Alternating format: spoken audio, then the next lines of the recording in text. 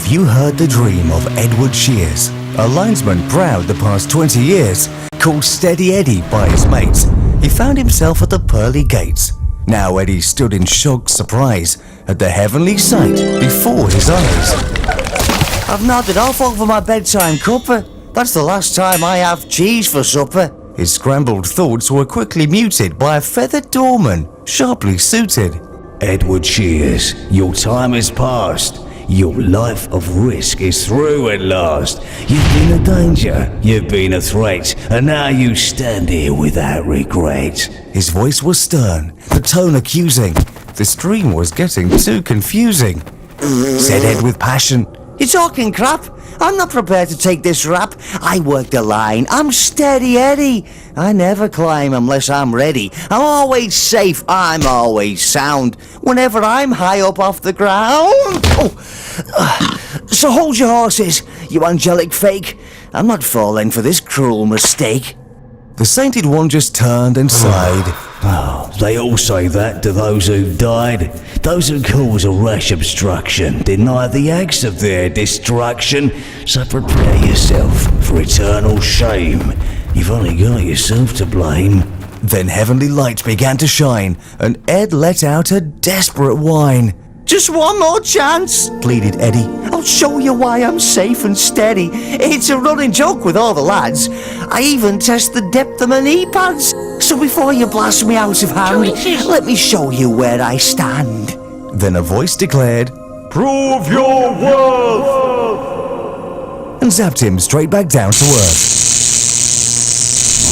The smoke and mist began to fade, and Eddie from a great height swayed. High up a pole, and well secured, risk assessment most assured, climbing irons clamped on tight, harness fastened, rigged just right. What does he know, that do-good bloke? I've even tightened my pole choke. And Eddie knew he'd made his case. I don't take risks, I know my place. I might not fly, I don't have feathers, but I do work miracles in all weathers. So hand over hand, I'll climb on down and wipe the smile from that immortal clown. He thinks I'm stupid, thinks I'm a fool. Who'd have thought angels could be so cruel?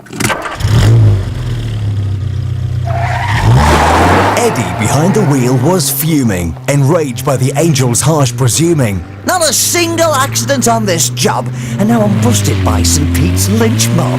I'm 10 years served, and not a snag. So what gives him the right to nag? How dare he my safety genius malign? I'll clip his wings, the cocky swine.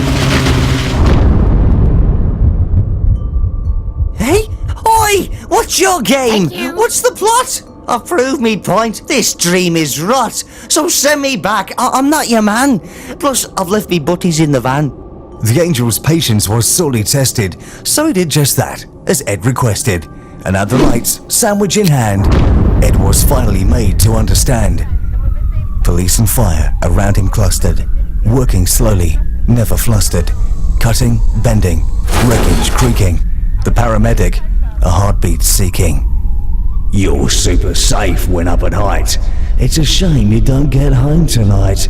You cope with weather, avoid the lightning, but behind the wheel, you're bloody frightening. And back they went to those cloudy gates, while Eddie pondered his dire straits. I've learnt my lesson, I'll be more aware. Now let me awake from this nightmare. For you, no dream, said the celestial god. Your deadly driving has got you barred. You'll have time to think of your disgrace while you mend the line in a hotter place. And so the saga comes to an end, and a lesson learned by our steady friend has made the point about careful driving. Even though Ed is dead, past reviving, working safe on sight brings praise and glory, but on the road, it's a different story. Make sure your driving needs no redeeming, because, like Ed, you might not be dreaming.